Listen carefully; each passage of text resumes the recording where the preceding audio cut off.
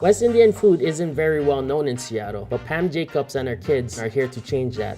So we're in the town of Wallingford. Now we'll be going to Pam's kitchen. We'll be meeting up with Pam, who is serving West Indian flavors. Let's go taste some.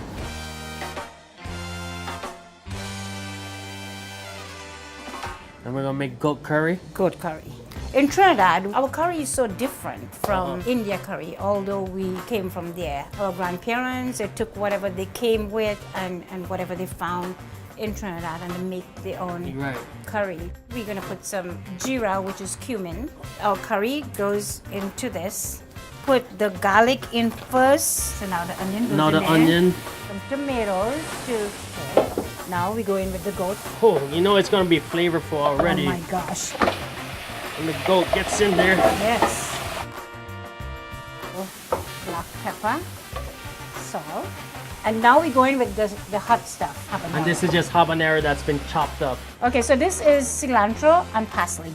You know it's not gonna be a bland dish. Where did you learn to cook? My dad passed away, I was 9 years old. My mom, very sickly. So my dad came one day and he put a sombrero in my head and he said, "This is how you learn to help your mom."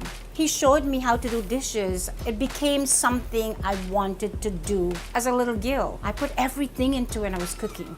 Came from the islands to Seattle, open a restaurant. Not right away. I did housekeeping for 13 years. But while I was doing it, I was feeding people my food. Oh, I love it. Just trying to see how people would take it. I love it when I see people stop talking when the food gets on their table and they start eating. For that one moment that somebody can enjoy it. Exactly. It's my passion. I love cooking.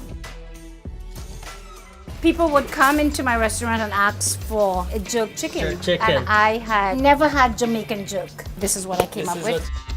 So this is ketchup. All right. This is another secret of mine. Soy sauce, some brown sugar, garlic, habanero, black pepper, allspice, Paprika. jerk seasoning, grounded rosemary, a little bit of the rough salt. A lot of ginger. Yeah. Oh. Cilantro, of course. Taste. Woo! We're gonna take the chicken, dunk them in there. Look at that. Jerk chicken. This is traditional street food roti in Trinidad. Going in This the is center. split peas seasoned. Kind of like close it in.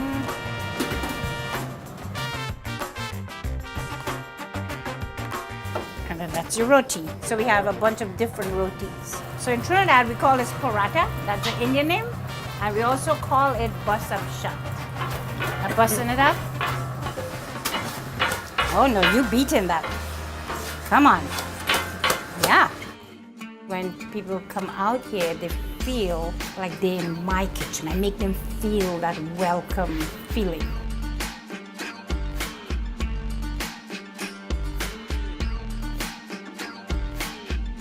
Trinidad is cosmopolitan. You know, we have all these different cultures. 40% Indians became as indentured laborers. 40% blacks who came as servants. The other 20% is a mixture. We have all these different flavors. Back in Trinidad, you had a little food shack. It's just this little place and I fried chicken. I made chicken sandwich and people were crazy over it. So a few years passed and you make your journey to Seattle. Straight to Seattle. What brought you here? My brother lived here and my son and daughter, they love my food. This space came open and he told me about it. So it was with your kids' encouragement. Yes. So we actually opened up our restaurant without money. And how did you do that? You know, when you come from a third world country, you know to do everything. So everybody get together and did the work, you know, the plumbing, the electricity, the carpet, everything. Tell me about those early days. Those were not good days. 5 years of those years were terrible. I think being from Trinidad, nobody knew about this food. People would look at our sign and walk away because you don't want to waste your money on food you don't know about. It's just a matter of them coming in and tasting this food. All right, I'm gonna dig in. All right. right off of the bone. The curry and those peppers kind of creep up on you. The jerk chicken. So much flavor going on. It's full flavored, that's what this is. And you cook with a vision of, you know, just representing your cultures. It's the only authentic Trinidad restaurant. And I believe this food, it would eventually do its thing. It's delicious. Is there a community of There is a community, but not large. Yeah. So I depend on the Caucasian, the Americans. How has Seattle changed in this last 10 years? Oh my God, drastically. Small businesses do not make money like people think. And we see less and less of these neighborhood restaurants either going out of business because it's the rent's so high, or the rent's so high.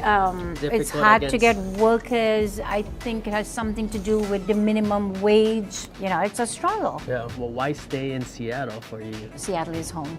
Yeah. Yeah, I feel at home here. A lot of pork here. So here we go, chef. This is our signature puerco asado, which is a Dominican roast pig.